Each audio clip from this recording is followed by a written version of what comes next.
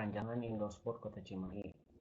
Nama Rega Aditya, NIM 10416019. Dosen pembimbing Dr. Andi Harapan Siregar, STMT. Pertama, saya akan menjelaskan tentang latar belakang.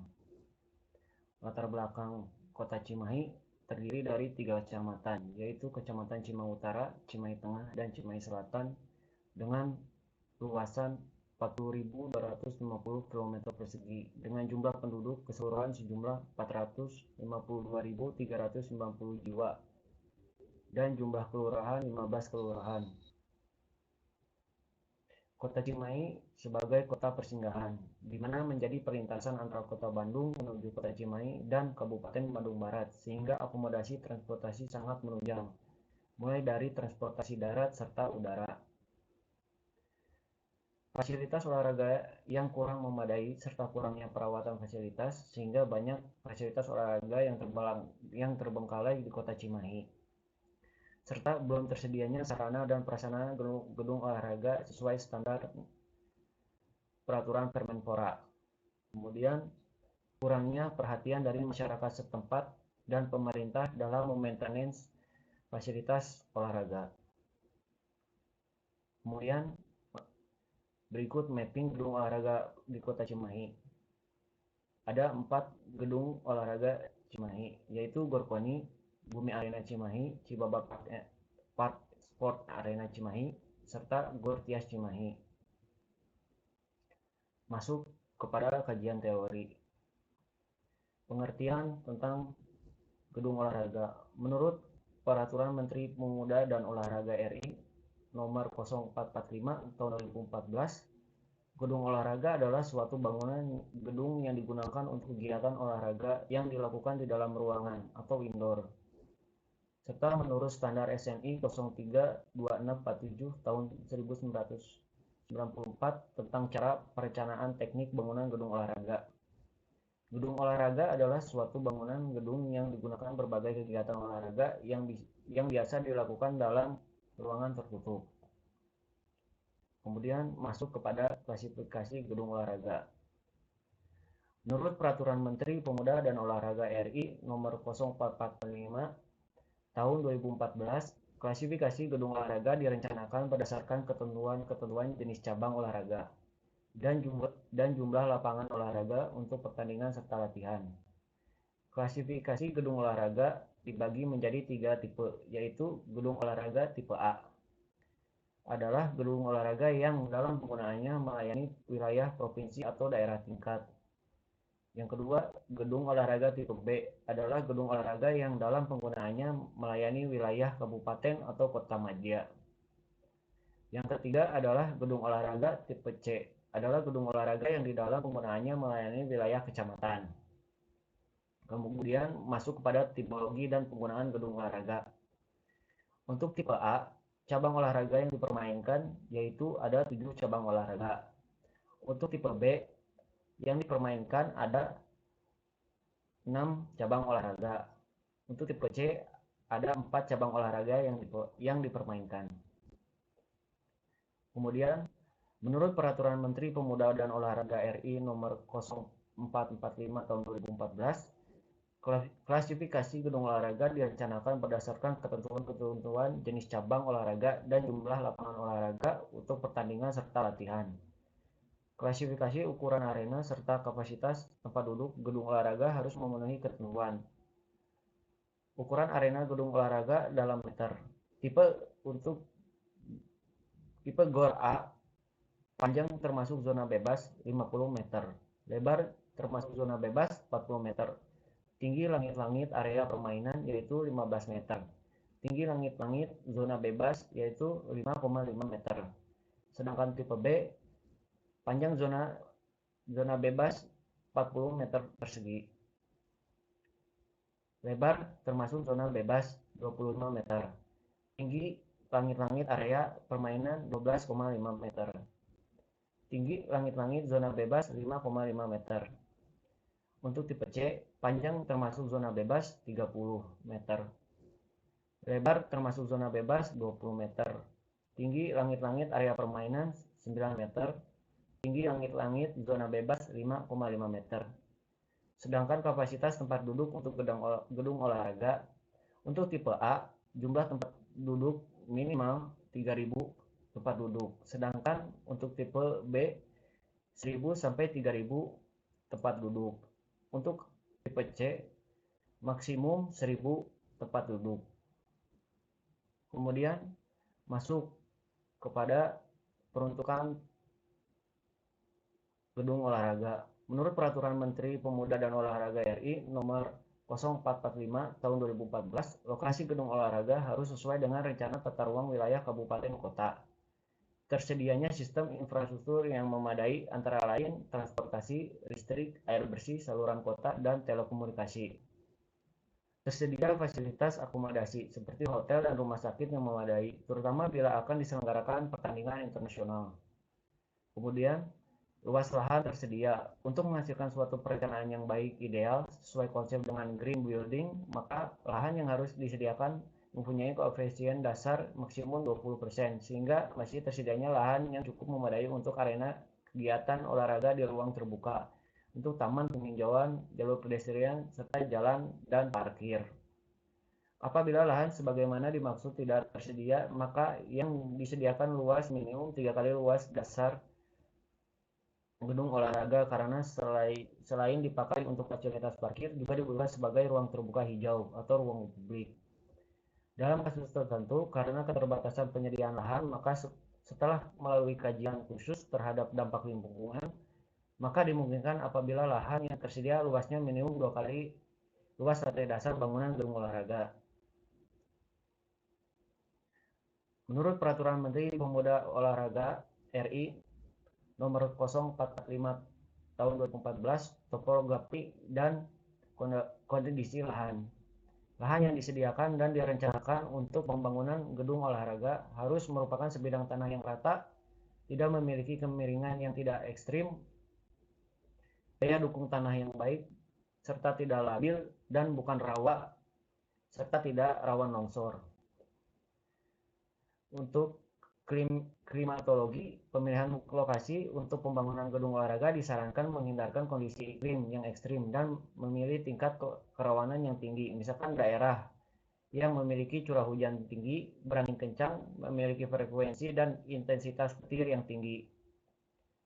Kemudian, kelestarian lingkungan. Pembangunan gedung olahraga tidak boleh berdampak pada kerusakan dan penurunan kualitas lingkungan. Kedua, pembangunan gedung olahraga termasuk lingkungan yang dapat menjadi area penghijauan dan berfungsi sebagai paru-paru kota serta mampu memberikan kontribusi positif pada suatu kawasan atau kota.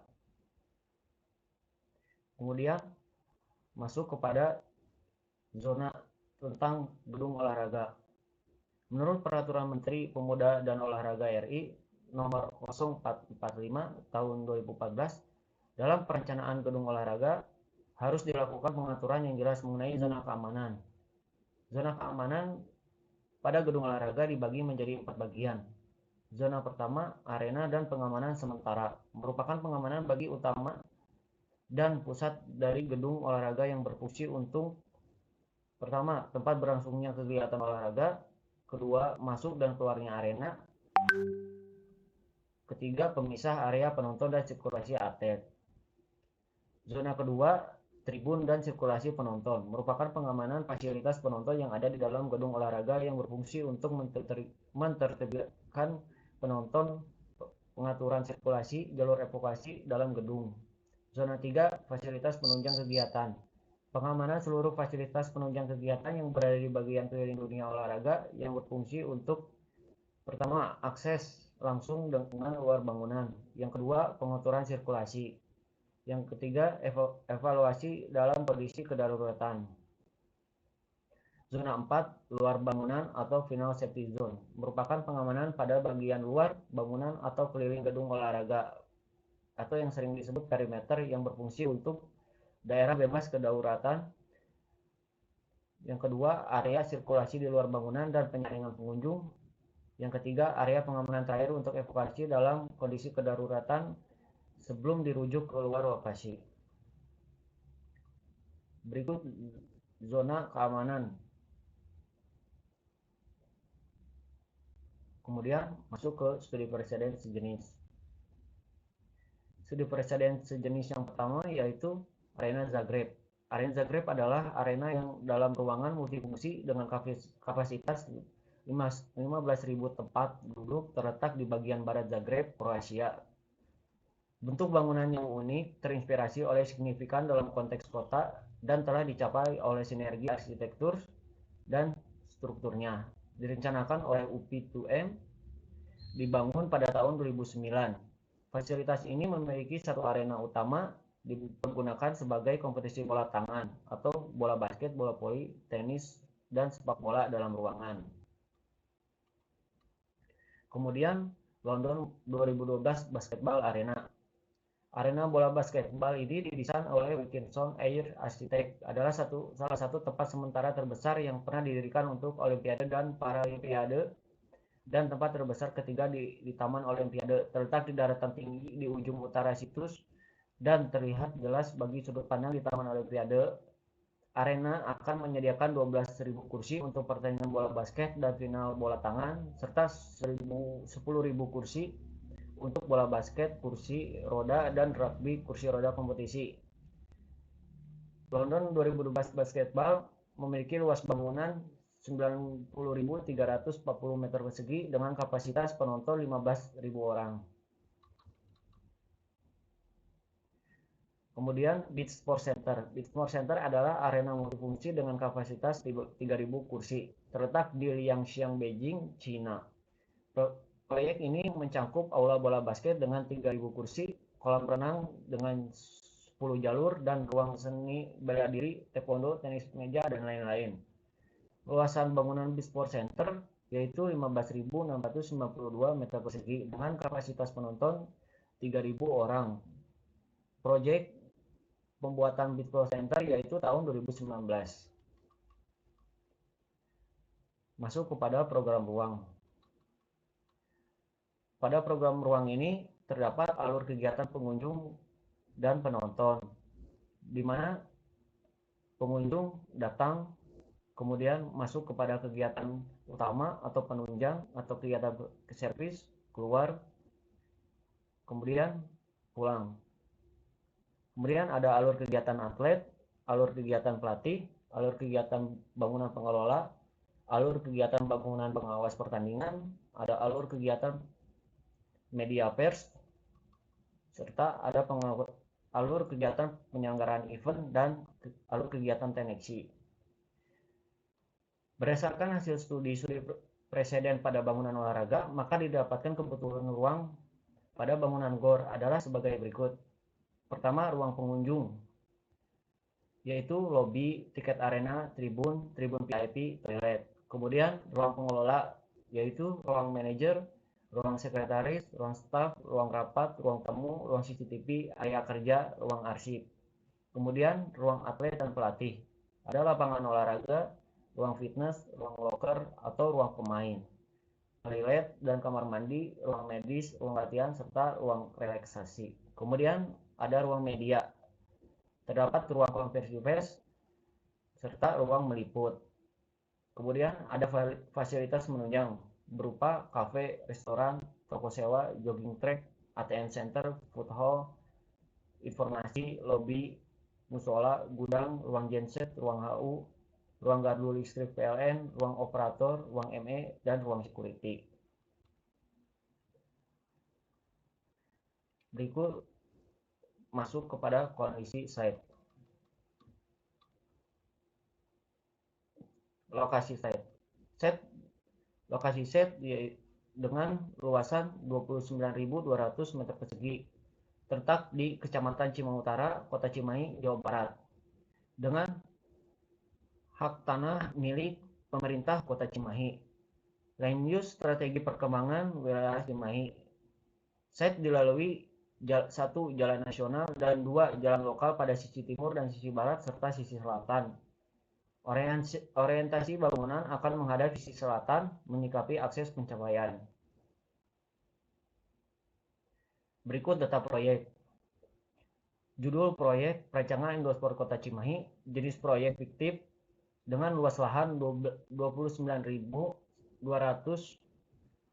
meter persegi, dengan pemilik proyek pemerintah asumsi sumber dana pemerintah dan swasta, dan lokasi proyek Jalan Sangkuriang nomor 19, Kecamatan Cimahi Utara, Kota Cimahi, Jawa Barat, dengan KDB LBKDH KDB 40%, KLB 1,2%, KDH 20%, dengan GSD 8 meter, serta batasan lahan, batasan utara yaitu pemukiman penduduk, batasan barat pemukiman penduduk, batas timur area komersil, batas selatan pemukiman dan komersil, serta luas bangunan yaitu 26.253 meter persegi. Berikut view pada area site. Untuk view bagian barat yaitu pemukiman penduduk, Jalan Raya Jenderal Amir Mahmud, serta Jalan Sangkuriang Girang. Untuk batasan utara ada Jalan Sangkuriang No. 19, kemudian area komersil serta pemukiman penduduk. Masuk kepada konsep desain. Konsep desain yang diterapkan yaitu tema struktur sebagai elemen estetik, di mana menurut Wilson dalam bukunya Struktur Esensi Arsitektur menyebutkan bahwa konstruksi bangunan dan arsitektur tidaklah menyatu dan bukanlah berupa hal yang sama. Sisi yang paling berat dari struktur adalah peran bagi bentuk struktur, sedangkan sisi yang terpenting dari arsitektur adalah pengaruh positif pada pola tingkah laku manusia. Berikut skema tema struktur sebagai elemen estetik, di mana ada 3 aspek penting, yaitu keindahan atau sering disebut penustas, serta kekuatan disebut fermitas, serta kegunaan disebut utilitas. Kemudian penerapan pada bangunannya yaitu penerapan sistem struktur dan konstruksi yang tepat, serta pemilihan material yang mudah dari segi perawatan dan ramah lingkungan, serta dapat menjadi sebuah ikon. Masuk kepada konsep desain. Untuk nomor 1 merupakan drop-off pengunjung. Untuk nomor 2 merupakan entrance dari pengelola. Serta 3 area parkiran, dan 4 untuk area terbuka atau open space. Untuk gubahan massa, bentuk awal gubahan massa yaitu persegi panjang, kemudian disubtraktif dan diadiptif untuk mencapai bentukan yang diinginkan, serta merespon dari bentukan dari lokasi site. Masuk kepada peminta katakan. Untuk lantai 1 difokuskan untuk area khusus atlet dan pengelola, serta lantai kedua difokuskan untuk area penonton. Kemudian masuk kepada sirkulasi. Untuk sirkulasi utama terletak pada Jalan Sangkuriang nomor 19, dan untuk sirkulasi pengelola dipisahkan dan terletak di Jalan Sangkuriang Girang. Masuk kepada zoning. Untuk lantai 1 terdapat zona privat dan semi privat yang difungsikan untuk area pengelola serta area atlet agar lebih difokuskan untuk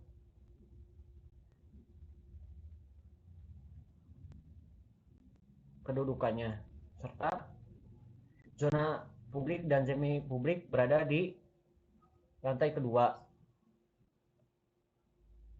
Terima kasih.